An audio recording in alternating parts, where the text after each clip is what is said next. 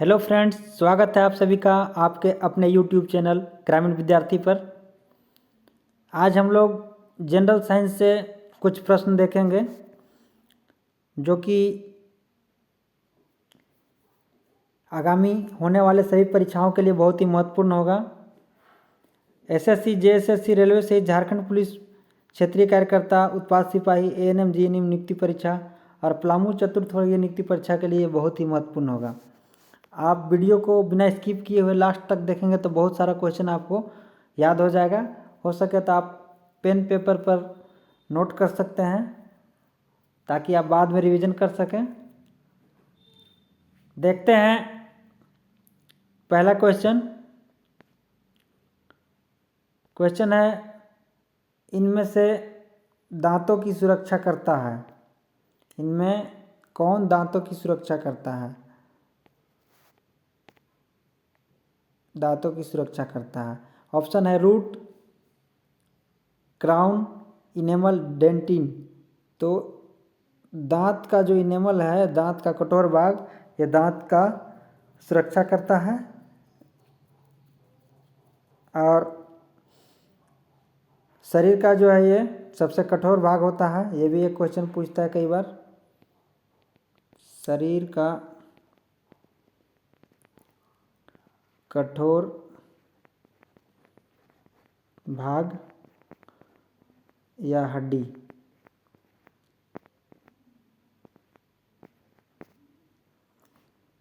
देखते हैं अगला क्वेश्चन। एक खाली जगह सर्किट में करंट समान होता है। ऑप्शन है समानांतर, बी खुला, सी श्रृंखला, डी बंद। तो समानांतर मतलब होता है पैरेलल और श्रृंखला मतलब होता है सीरीज। तो सीरीज में, एक समानांतर सीरीज में सर्किट रहता है तो करंट समान होता है। क्वेश्चन 3, रेत और सिलिकेट का मिश्रण है। रेत और सिलिकेट का मिश्रण है। तो हम लोग जानते हैं कि रेत और सिलिकेट जो है वो बन करके मिक्स करके इसको पिघला करके कांच बनाया जाता है। माइका अभ्रक को बोलते हैं। क्वार्ट्ज भी एक प्रकार का खनिज पदार्थ है।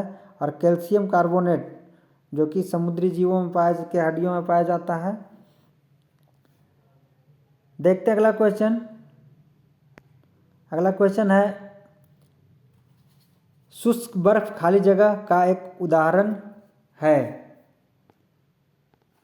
ऑप्शन है निक्षेप, वाष्पीकरण, उच्च बनाने की क्रिया और संक्षेपण।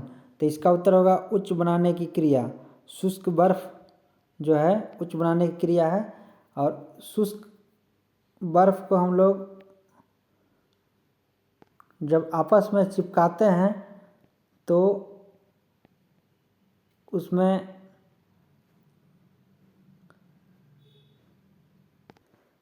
गलनांक गिरने की घटना होता है, जिसके कारण दो बर्फ का टुकड़ा एक हो जाता है। देखते हैं अगला क्वेश्चन नंबर 5, किस गैस की बदबू सड़े हुए अंडे की तरह आती है? Option A methane, option B sulphur, option C option D hydrogen sulphide. तो हम लोग जानते हैं कि हाइड्रोजन सल्फाइड जो है गैस, इसका जो है बदबू सड़े हुए मछली की तरह आती है। देखते हैं अगला क्वेश्चन है, पीएच खाली जगह का पूर्ण प्रपत्र है। अब यहाँ पर पूछा है, समझना है क्वेश्चन को। पीएच खाली जगह का पूर्ण प्रपत्र मतलब पीएच का फुल फॉर्म इसमें पूछा है और क्वेश्चन को हिंदी में कर दिया है।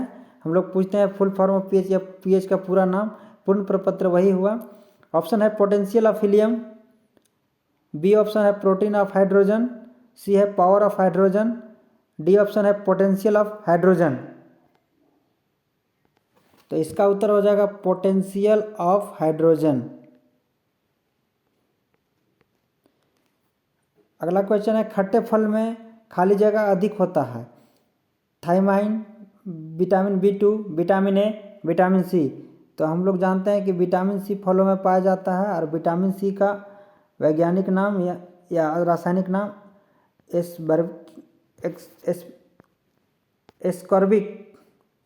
Ascorbic acid. उसमें पाया जाता है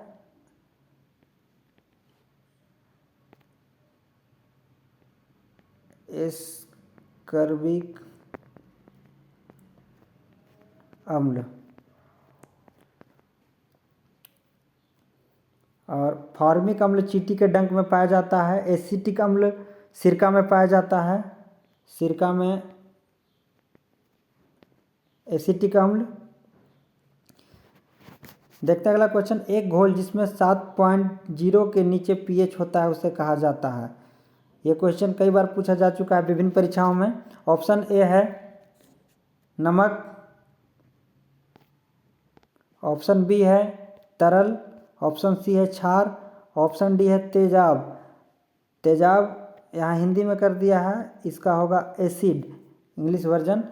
तो एक घोल जिसका मान 7.0 से नीचे होता है वो अम्ल कहलाता है, एसिड। और यहाँ पे ऑप्शन दिया है तेजाब। और 7 से जो ऊपर होता है वो क्षार कहलाता है। तो इसका उत्तर हो जाएगा ऑप्शन डी तेजाब। देखते हैं अगला क्वेश्चन। अगला क्वेश्चन है सबसे हल्की ठोस धातु। ऑप्शन है निकेल, हीलियम, लिथियम, हाइड्रोजन। तो सबसे हल्की ठोस धातु आपका लिथियम होता है। देखते हैं अगला क्वेश्चन। क्वेश्चन है चाय का वनस्पति नाम। तो चाय का वनस्पति नाम क्या होता है? ऑप्शन दिया हुआ है Oryza sativa, B Solanum melongena, C Allium cepa और डी कैमेलिया सिनेसिस। तो इसका ऑप्शन होगा कैमेलिया सिनेसेसिस,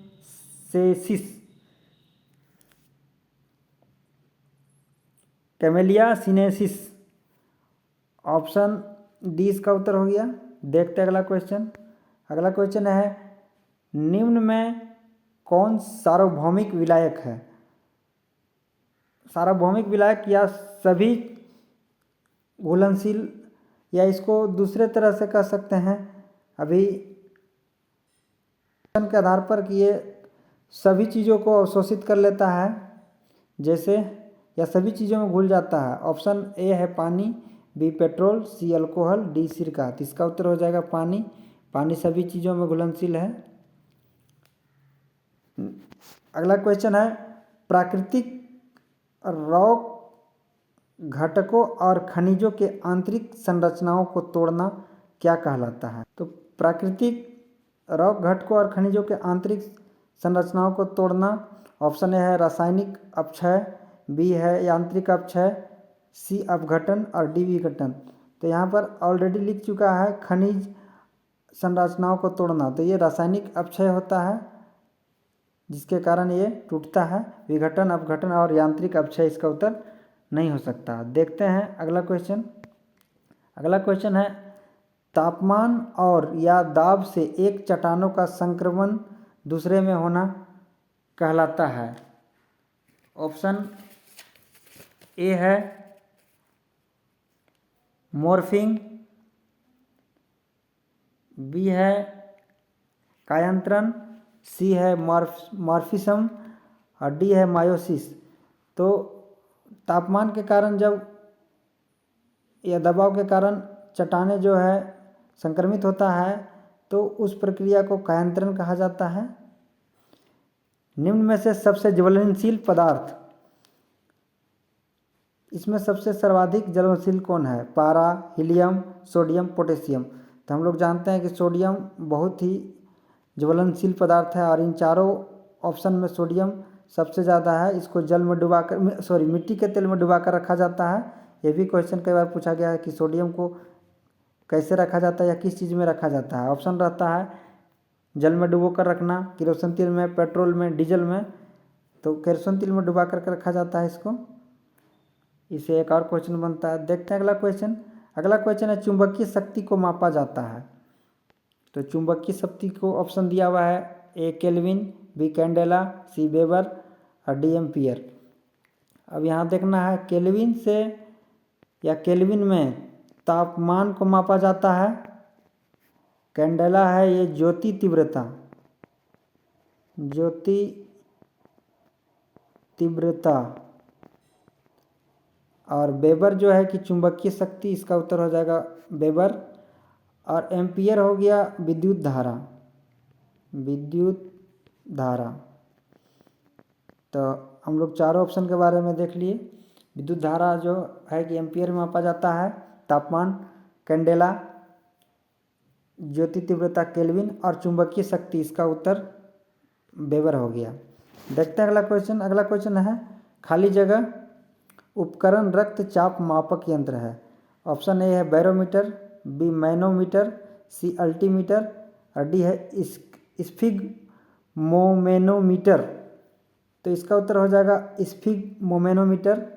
इससे जो है रक्तचाप, जो डॉक्टर के पास हम लोग देखते हैं कि जो लगा करके बाह में और वो हवा भरता है और बाद में वो कान में कुछ सुनता है जिससे टक टक की आवाज़ आता है, वैसे अब तो डिजिटल रक्तचाप मशीन आ चुका है। बैरोमीटर से है कि वायुमंडलीय जो दाब है इसको मापा जाता है। मैनोमीटर से वायुमंडलीय वाष्प, और अल्टीमीटर से ऊंचाई। अल्टीमीटर का प्रयोग हवाई जहाज़ में किया जाता है। तो आप लोग हम जो बोल रहे हैं उसको आप साइड से नोट करते जाइएगा। एक साथ बहुत सारा क्वेश्चन कोड कर दे रहे हैं ताकि आपको कम समय में ज़्यादा चीज़ का जानकारी हो जाए।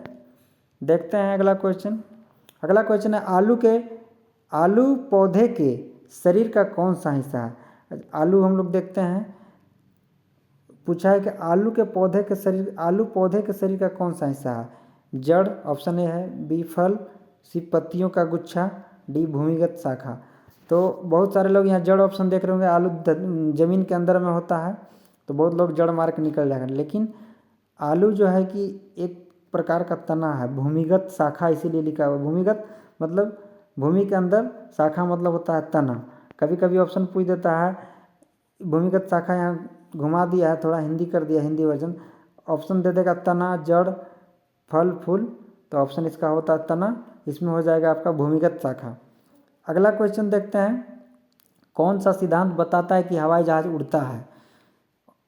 ऑप्शन है टिंडल प्रभाव, बी फैराडे का नियम, सी बर्नौली का सिद्धांत, डी इनमें से कोई नहीं। तो टिंडल प्रभाव कोलाइडी विलियन के लिए होता है, हम लोग जानते हैं। फैराडे का नियम चुंबक के लिए होता है। और ये जो हवाई जहाज उड़ता है वो बर्नौली के सिद्धांत पर उड़ता है। तो इसका उत्तर ये हो जाएगा बर्नौली का सिद्धांत। करेक्ट, इसका उत्तर हो जाएगा बर्नौली का सिद्धांत। देखते हैं अगला क्वेश्चन। अगला क्वेश्चन है मीथेन गैसें पाई जाती है। ऑप्शन ए है कोयला के खदानों में, बी है रसोई गैस सिलेंडर में, सी धान के खेतों में। तो हम लोग जानते हैं मीथेन गैस इन तीनों में पाया जाता है। इसका ऑप्शन डी सही होगा। कोयला खदानों में मीथेन गैस के कारण विस्फोट हो जाता है।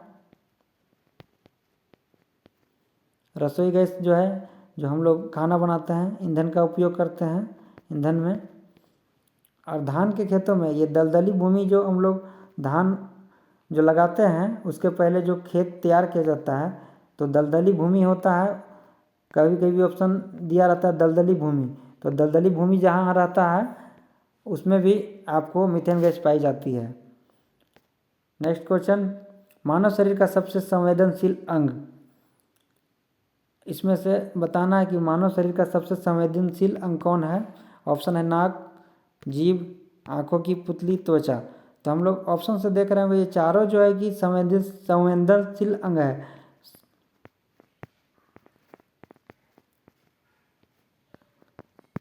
लेकिन इन चारों में पूछा सबसे ज़्यादा संवेदनशील, तो आँखों की पुतली होता है। कुछ आँख के सामने कुछ ऐसा क्रिया या प्रतिक्रिया होता है तो ये पुतली जो है तुरंत अपना रिएक्शन करता है। तो इसका ऑप्शन हो जाएगा आँखों की पुतली, सबसे ज़्यादा